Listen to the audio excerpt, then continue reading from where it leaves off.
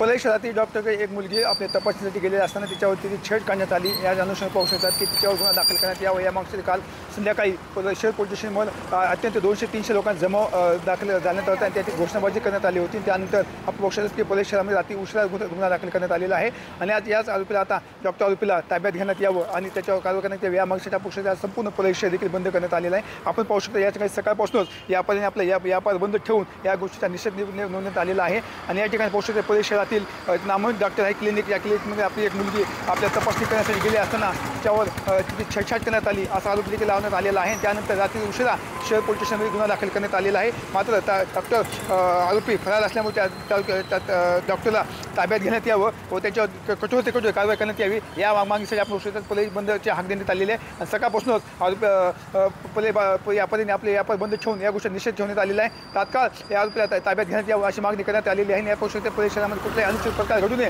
यासाठी पोलिसांचा बंदोबस्त देखील लावण्यात आलेला आहे। कॅमेरापासून विकास वाघमारे, मी संभाजी मुंडे, TV9 मराठी, पलई, बीड।